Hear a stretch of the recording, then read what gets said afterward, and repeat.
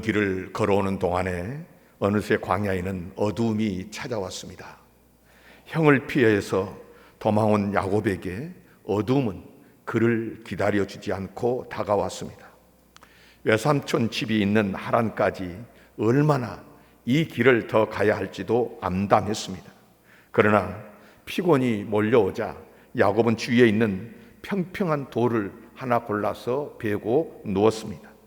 쏟아질 듯이 촘촘히 박혀있는 반짝거리는 별들이 그의 눈에 들어왔을 때 야곱은 그 별빛 속에서 아른거리는 어머니의 눈물을 보았을 것입니다.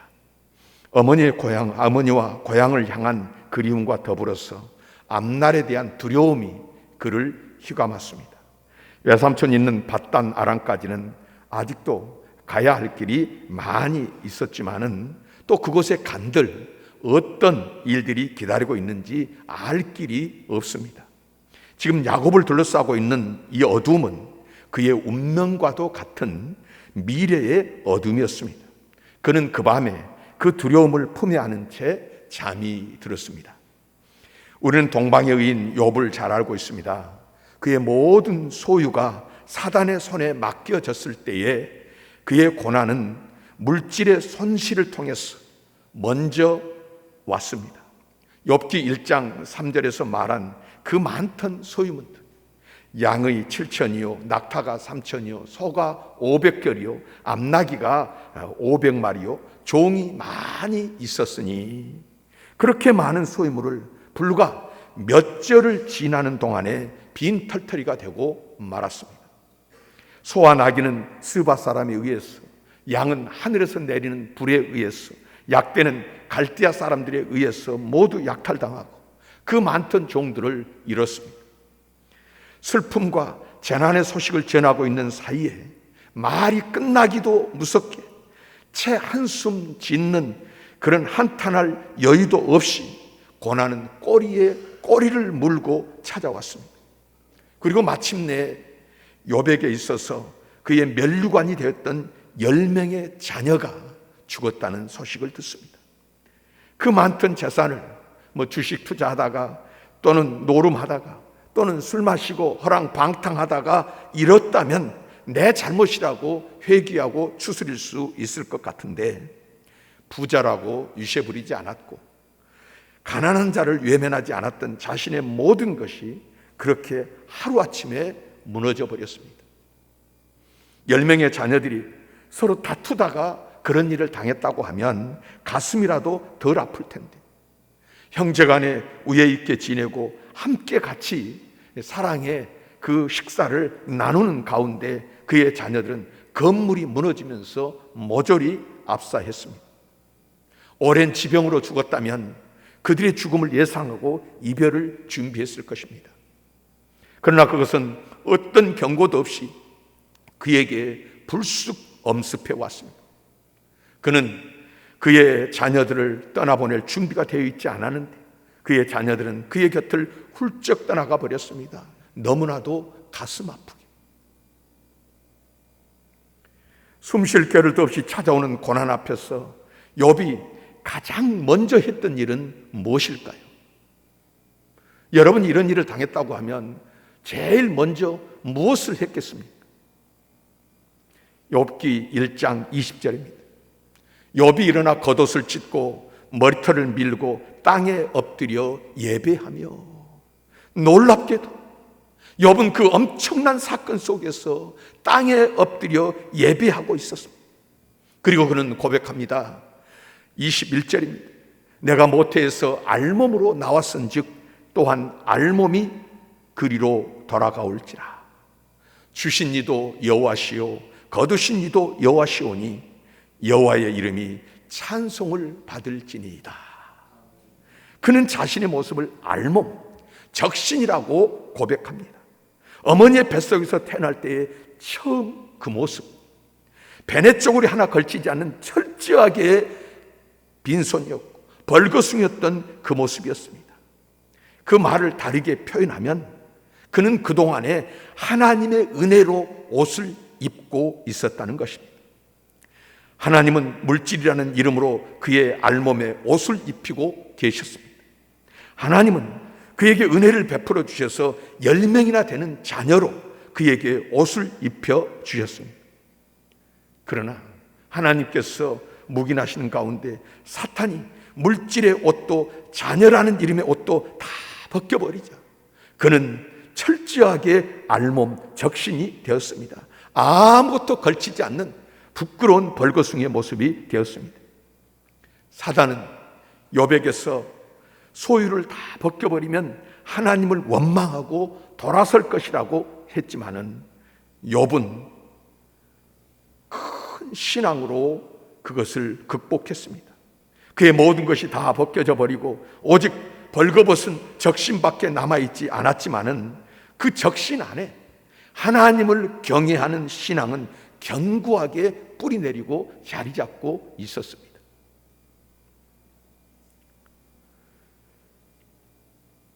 사단은 오늘 또 우리에게서 옷을 벗기려고 합니다. 우리에게서 물질의 옷을 벗기고요, 죽음의 슬픔을 통해서 절망의 옷을 대신 입히려고 합니다. 이 모든 것은 우리로 하여금 하나님을 향하던 발길을 돌리려고 하고 하나님의 얼굴을 바라보는 것을 방해하기 위함입니다. 이런 상황에서 우리가 어떤 자리에 서야 하는지 로마서 8장 35절 그리고 39절을 통해서 주님 말씀하십니다. 누가 우리를 그리스도의 사랑에서 끊으리요? 환난이나 곤고나 핍박이나 기근이나 적신이나 위험이나 칼이야. 다른 아무 피조물이라도 우리를 우리 주 그리스도 예수 안에 있는 하나님의 사랑에서 끊을 수 없으리라. 그러나 욥의 고난은 이것으로 끝나지 않았습니다. 사단의 전략은 매우 집요하고 끈질깁니다. 이젠 욥의 뼈와 살을 쳐서 욥의 온몸에 악창이 나게 합니다. 악창은 욥의 머리에서부터 시작해서 발끝까지 번졌습니다. 진물이 나고 고름이 생기고 고통에 가까운 가려움이 동반합니다. 치료를 할 수 없어서 욥이 할 수 있었던 유일한 것은 깨진 기와 조각을 가지고 자기 몸을 긁는 것뿐이었습니다. 아무리 사람에게 고통이 있다 할지라도 자기를 사랑하고 돌봐주는 사람들이 곁에 있으면 견뎌낼 수 있습니다. 그러나 욥의 곁에는 지금 아무도 없습니다. 욥에게 많은 것이 있을 때에는 사람들이 곁에 있었지만 모든 것을 잃어버린 지금 그의 곁을 지켜주는 것은 그의 처량한 신세와 같은 깨진 기와 조각 뿐입니다. 친구도 아내도 사랑도 모두 떠난 자리에 쟤밖에 남아있지 않았습니다. 그러나 욥은 끝끝내 믿음을 잃지 않았습니다. 욥은 그 많던 자산이 하루아침에 없어지는 것을 보고도 아무런 조치도 취할 수 없었던 연약한 사람이었습니다. 조금 전까지만 해도 장남의 집에서 즐거운 잔치를 벌이고 있던 자녀들의 그 집이 무너져 내려 죽었다는 소식을 듣고도 어떻게 할 수 없는, 그래서 옷을 찢고 눈물을 흘리던 평범한 가정의 가장이었습니다. 온몸에 손쓸 겨를도 없이 번져버린 악창으로 인해서 괴로워하며 고작 할 수 있었던 것은 깨진 기와 조각으로 온몸을 벅벅 긁는 것뿐이었습니다. 살과 피가 터지는 것을 바라보고만 있을 수밖에 없었던 연약하기 그지없었던 그런 사람이었다는 것입니다. 욥은 그의 길을 알지 못하고 갔습니다. 마지막에 가서는 모든 것을 회복시키시고 2배로 복을 주셨지만은 그는 그 고난의 당시에는, 그 어려움이 있을 당시에는 왜 자신의 자산이 날아가고 왜 자신의 자녀들이 그렇게 죽어야 하는지 알지 못했습니다. 그러나 욥은 이것만은 알고 있었습니다. 아무리 막히고 답답하고 막막한 그 길 가운데 있어도 하나님께서 내게 허락하신 길이라는 것, 이 길 위에서 하나님은 나와 함께 걸어가고 계신다. 아무리 보아도 길이 없고 출구가 없는 그곳에서도 하나님은 나를 위해서 길을 내시는 분이시다. 그분은 광야에서도 길을 내시며 마른 사막에서도 물이 흐르게 하시는 하나님이라는 것을 알고 있었습니다. 그래서 그는 고백합니다. 나의 가는 길을 오직 그가 아시나니. 나도 모르고 누구도 모르고 오직 그가 아시나니. 두려움을 안고 잠든 야곱에게 하나님은 꿈을 통해서 그를 만나 주셨습니다. 꿈이 그 영의 세계와 이 육의 세계를 잇는 매개체, 중간 다리 역할을 한 것입니다. 하늘까지 닿은 사닥다리에서 하나님의 사자들이 오르락 내리락 했습니다. 하나님은 그 사닥다리의 가장 꼭대기에서 하나님 자신을 계시하셨습니다. 너에게 이 땅을 줄 것이며 내 자손으로 인해서 모든 민족이 복을 받을 것이다. 너가 어디로 가든지 내가 너와 함께 있겠다. 내가 내게 허락한 것을 이루기까지 나는 너를 떠나지 않겠다. 하나님은 약속하셨습니다. 두려움을 안고 하나님 그분을 바라보았을 때 하나님은 꿈을 통해서, 꿈이 아니라도 어떤 방법을 통해서든지 만나 주십니다.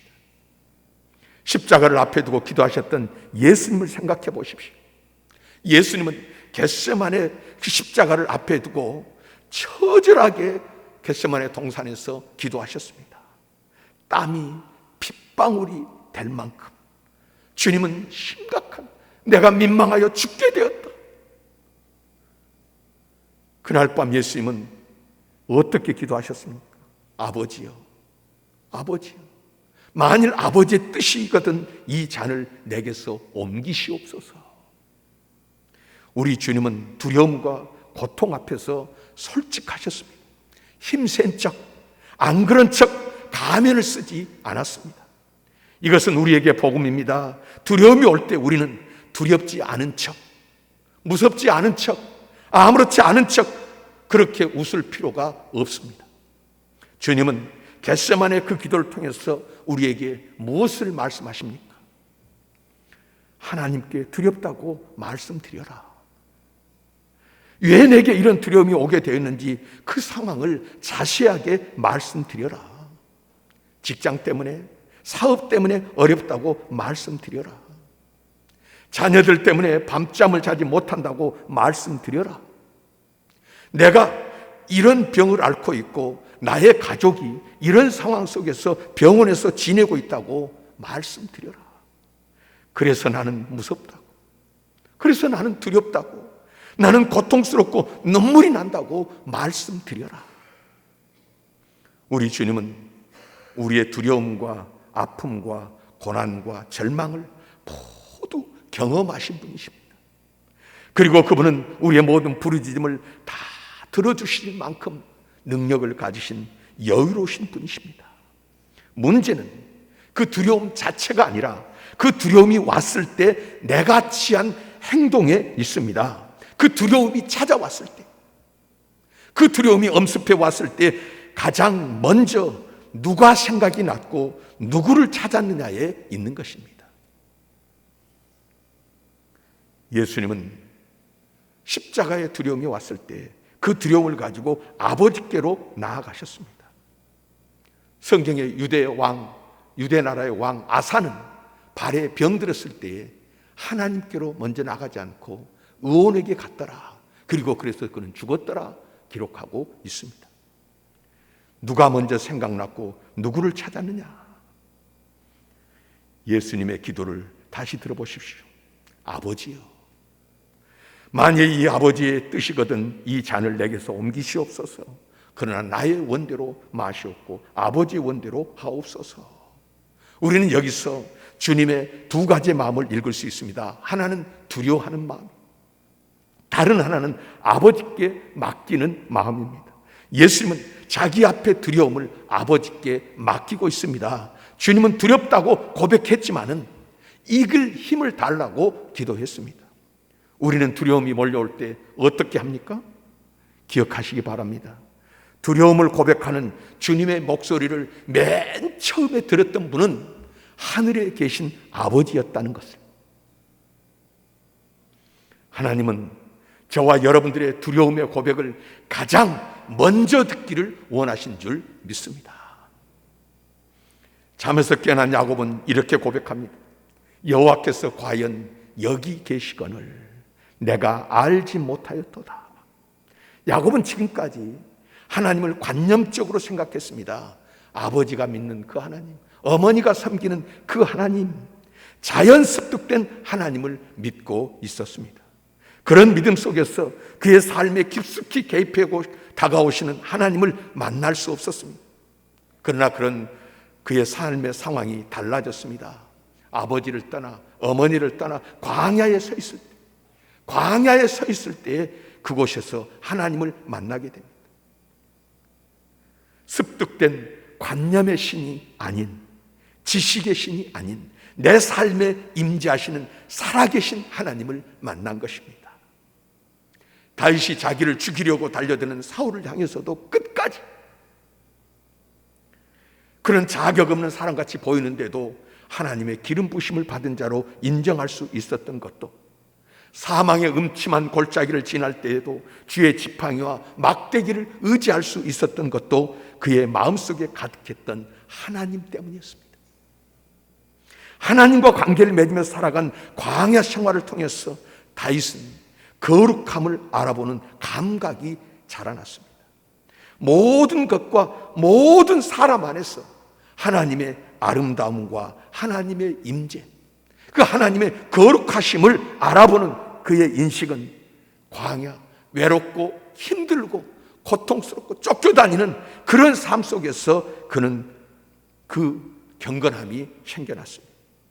그는 모든 것을 하나님의 거룩하심과 임재 속에서 바라보기를 원했습니다. 그래서 그 광활하고 메마른 광야에서도 그는 하나님의 아름다움을 찬양할 수 있었던 것입니다. 모든 것을 하나님의 거룩하심과 임재 속에서 생각했기에 그는 아프고 괴롭고 메마르고 눈물 나고 끝이 보이지 않는 고통의 시간 속에서도 기도할 수 있었습니다. 오늘 또 나라의 어떤 문제들이나 세상에 펼쳐지는 사건, 사고의 현장 속에서 누구를 원망하고 또 누구 때문에 하면서 자기 힘으로 해결하려고 달려드는 사람들이 아니라 하나님의 역사가 이 일을 통해서 일어날지, 여기 하나님의 섭리가 있고 하나님의 경륜이 있습니다. 이것을 아는 사람. 광야는 다윗에게 모든 곳에서 하나님의 섭리와 경륜과 그 아름다움을 알아보는 법을 가르쳐 줬습니다. 광야, 그 고통스럽고 힘든 곳에서 다윗에게 생명의 고귀함을 가르쳐주는 학교였습니다. 다윗은 광야 생활을 통해서 전에는 전혀 기대하지 못했던 그런 장소와 그런 사물 안에도 하나님을 알아보는 법을 배웠다는 것입니다. 작은 돌멩이 속에 하나님의 임재하심이 있다. 다윗은 배웠습니다. 그래서 다윗은 어떤 사물도, 어떤 사람도, 어떤 사건도 감히 함부로 대하거나 업신여길 수 없었습니다. 광야의 거룩함이, 광야에서 경험한 하나님의 거룩한 임재가 다윗의 영혼 속에 스며들었고, 그래서 그는 이제 언제 어디서나 누구에게서나 심지어 자기를 죽이려고 하는 그 사울 속에서도 하나님의 일하심과 하나님의 역사하심을 알아볼 수 있었다는 것입니다. 어떤 미국인 목사님에게 한 사람이 편지를 보내왔습니다. 그 편지 속에는 지난 18년의 시간이 고스란히 담겨 있었습니다. 이 남자는 결혼해서 아기를 갖게 되었는데요, 아기는 많은 선천적인 결함을 가지고 태어났습니다. 아기가 태어났을 때 의사는 희망을 갖지 말라고, 오늘 밤을 넘기지 못할 것이라고 했습니다. 그 사람은 간절히 기도했습니다. 하나님, 저는 왜 하나님이 저에게 1.6kg밖에 안 되는 3달에 일찍 태어난 조사나, 그것도 왼쪽 다리는 허벅지까지만 있고 오른손은 기형이고 폐에도 손상이 있는 이 아이를 주셨는지 모릅니다. 그러나 제발 지금 이 아기는 데려가지 말아 주십시오. 하나님은 이 기도를 듣고 응답하셨습니다. 아기의 상태가 호전되어 가지고 몇 달 후에 퇴원을 했습니다. 그러나 수년 동안 이런 수술 저런 수술을 위해서 병원을 들락날락했습니다. 허벅지까지만 있는 아이의 왼쪽 다리가 이제 키가 자랄 때마다 그 뼈가 살을 뚫고 나와서 그것을 깎아야만 했습니다. 아들이 겪는 고통을 보면서 아버지는 미칠 것만 같았습니다. 그리고 그 삶은 결국 하나님을 저주하고 등을 돌렸습니다. 이렇게 십수년이 지난 동안 이 사람은 술에 절어 살았습니다. 지난 밤에 무슨 일이 일어나는지 모를 정도로 술을 마셨습니다. 아침이 되면 자신의 손이 피범벅이 되고 부러져 있거나 또는 이제 벽에 구멍이 난 것을 보고서 간밤의 일을 짐작할 뿐이었습니다. 그래서 어느 주일 아침에 이 남자는 침대에 누운 채 자신이 얼마나 한심한 남편이고 얼마나 한심한 아버지인가를 생각하다가 총을 꺼내 들고 입에 물고는 방아쇠를 당기기로 마음을 먹었습니다. 그때 라디오가 켜져 있었는데 라디오에서 한 목사님의 설교가 나옵니다. 목사님은 예수님 우리를 사랑하십니다 했지만은 별 감동이 없었습니다. 전에 많은 들은 이야기였습니다. 그런데 그때 바로 목사님은 이런 말을 했습니다. 미래는 주님이 주장하십니다. 미래는 주님이 주장하십니다. 그 한마디가 이 사람의 마음을 세차게 때렸습니다. 그 말은 그를 구원의 길로 이끌었습니다. 그는 울면서 기도했습니다. 하나님, 만약 당신이 나의 미래를 주장하신다면 내가 사단의 손에 빠지기 전에 나를 이 비참한 삶에서 건져내서 뭔가 의미 있는 삶을 살게 하옵소서. 하나님은 그 기도에 응답하셨습니다. 그 남자의 아들은 중학교 2학년 때 미국 동부 지역의 수학 경시대회에서 3등을 해서 주지사로부터 상장을 받고 볼티모어에 있는 존스 홉킨스 대학으로부터 장학금을 받았습니다. 고등학교 1학년 때에는 전국 세계 지리 경시대회에서 우승을 했고 지금은 고3인데 얼마나 많은 일들로 자신들을 놀라게 하는지 모른다는 내용이었습니다. 그리고 그 편지의 마지막은 자신을 구원했던 그 말씀을 기록하고 있었습니다. 미래는 주님이 주장하십니다. 우리는 오늘 아버지 집을 떠나서 이제 다음에 가면 무슨 일이 있을지 모를 두려움 속에 떨고 있던 야곱처럼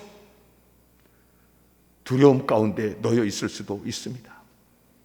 우리는 어쩌면 내 삶의 겟세마네 동산에 있는지도 모릅니다. 그러나 그 겟세마네 동산을 피하지 마십시오. 내 영혼에서 땀이 흘러 핏방울이 되더라도 나보다 더 앞서 피땀을 흘리신 그분이 계심을 잊지 마시기를 바랍니다. 그리고 기도하십시다. 내 앞에 있는 산이 얼마나 크고 높은지 재지 말고요, 두려워하지 말고요, 그 산을 옮길 수 있는 능력을 가지신 그분에게 말씀드려야 합니다. 이 세상의 모든 짐을 다 짊어지시고 힘겨하기보다는 그 세상과 우주를 지배하시는 분에게 그 힘겨운 짐을 맡기기를 주님께서 원하시는 것입니다. 수고하고 무거운 짐자들아 다 내게로 오라. 야곱은 다시 길을 떠나기로 했습니다. 간밤에 베개로 삼았던 돌을 가져다가 기둥으로 세우고 기름을 붓고 그곳 이름을 하나님의 집 베델이라고 불렀습니다. 광야에서 돌베개를 하고 잠을 이루어 했던 바로 그 자리에, 두려움 속에서 몸을 떨었던 바로 그곳에서 거기에 계시는 하나님을 만났을 때 그는 과연 하나님이 여기 계시거늘, 하나님이 여기 계신다고 하면 이후에도 그 후에도 늘 함께 하신다는 사실을 알았기에 그는 여기가 바로 하늘의 문이요 하나님의 전이로다 고백을 합니다. 하나님이 계시는 곳, 하나님이 나를 만나주시는 곳이라는 뜻입니다. 그때 그는 벌떡 일어나서 담대하게 길을 떠납니다. 하나님께서 나와 함께 하신다. 그 차가운 돌기둥 위에 기름이 흘러넘치고 반짝이고 있었고 그의 인생은 하나님의 인도하심 속에서 이제 다시 돌아올 그때 소와 양이 때를 이루고 어마어마한 거부가 되어 돌아오는 것을 성경은 증언하고 있는 것입니다. 미래는 주님의 손에 있습니다. 어떤 주님입니까? 하나님이 과연 여기 계시거늘 오늘 또 함께 하시는 그 주님의 손에 있음을 믿으시고 오늘 주의 이름으로 담대히 나아가는 저와 여러분 되기를 원하시고 말씀 주신 줄 믿습니다.